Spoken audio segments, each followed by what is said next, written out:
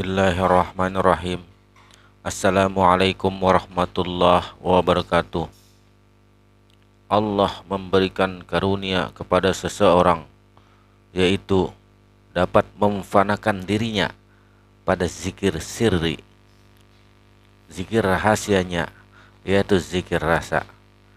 Tidak ada sebutan la ilaha illallah, tidak ada sebutan Allah, Allah, Allah, tapi tetap hadir hatinya beserta Allah. Zikir sirri ini apabila dalam perjalanan tarekat, maka zikirnya adalah zikir hu. Karena la ilaha illallah adalah zikir lisan, Allah, Allah itu adalah zikir hati atau zikir kolbi. Sementara itu zikir hu adalah zikir sir. Jadi yang kita pegang adalah zikir hu, bukan zikir Allah, Allah. Mati hissi itu terjadi dengan karunia Allah. Pada saat seseorang salik melakukan zikir, yaitu latifatul khafi pada tingkat keempat. Dalam zikir latifatul khafi ini, seorang salik telah sampai pada tingkat yang lebih tinggi. Untuk mencapai ma'rifat sebagai makom tertinggi, ketika itu panalah atau lenyaplah sifat insan yang baru, dan yang tinggal adalah sifat-sifat Tuhan yang qadim lagi ajali. Ketika itu maka menanjaklah batin insan kita, lebur dalam kebaqaan Allah yang qadim, bersatu antara abid dan ma'bud. Dalam tingkat puncak tertinggi ini, seorang salik telah melihat keadaan yang belum pernah dilihat oleh mata, tidak pernah didengar oleh telinga, tidak pernah terlintas dalam hati manusia, dan tidak mungkin disifati, tetapi akan mengerti dengan sendirinya siapa-siapa yang telah merasainya. Malam yajuk lam ya'rif, siapa yang tidak pernah merasakan, maka ia tidak mengetahuinya dan belum mengenalnya. Untuk mencapai keadaan musyahadah seperti keadaan ini adalah dengan mujahadah, dan Allah akan memperbaiki sirnya atau hatinya dengan musyahadah. Apabila seorang telah mendapatkan karunia Allah dengan musyahadah, maka dengan sendirinya akan lenyaplah segala hijab dari sifat-sifat basyariah. Nampaknya Allah atau tajallinya. Sampai disinilah martabat baqa billah itu, yakni berkekalan dengan Allah. Untuk jalan sampai ke tingkat mati hissi ini, maka zikirnya adalah tidak ada huruf, tidak ada suara. Karena huruf-huruf yang tertera dalam huruf Allah telah sirna, karena Allah bukan berupa huruf dan bukan pula berupa suara. Caranya dengan menghadirkan diri yang hidup.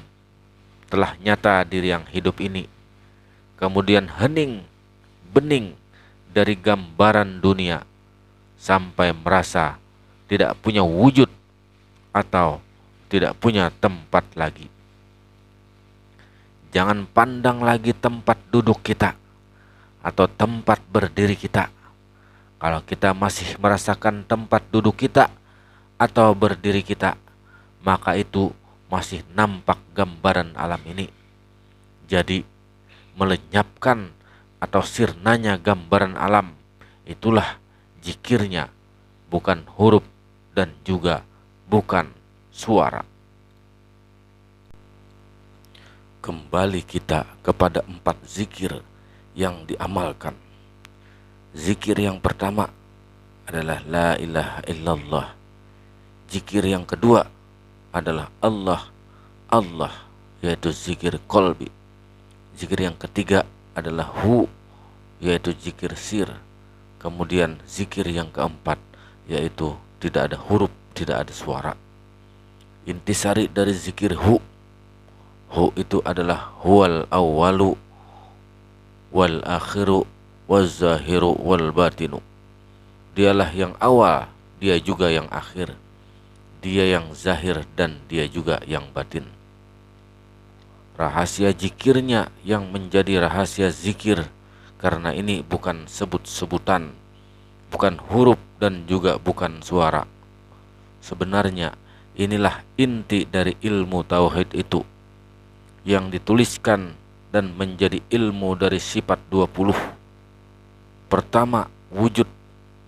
Jadi wujud ini adalah sifat nafsiyah.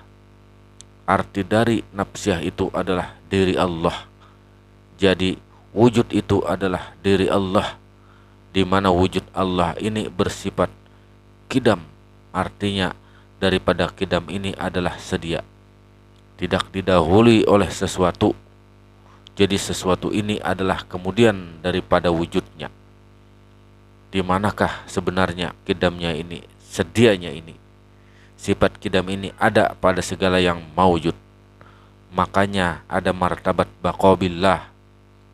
Kemudian wahdaniyah, keesaan Allah. Di manakah letak keesaan Allah itu? Ada pada kudrat, iradat, ilmu, hayat, sama, basar dan kalam. Dan 7 sifat ini dinamakan sifat ma'ani. Pengertian ma'ani itu ada pada hamba. Tetapi yang ada pada hamba itu bukan merupakan sifat si hamba, tetapi sifat dari wujud itu sendiri. Sifat zat tadi yang menyatakan qiyamuhu ta'ala binafsih, yaitu zat itu bersifat ia berdiri dengan sendirinya. Dan jangan sekali-sekali sifat dari kudrat, iradat, ilmu, hayat, sama, basar dan kalam yang ada pada diri kita ini kita anggap dan kita rasa adalah milik kita, karena itu adalah mutlak milik Allah. Tapi ia disebut ma'ani yang artinya nyata pada hamba. Inilah intisari dari ma'rifat billah, ma'rifat dengan Allah, yang artinya sifat kita itu adalah sifat Allah.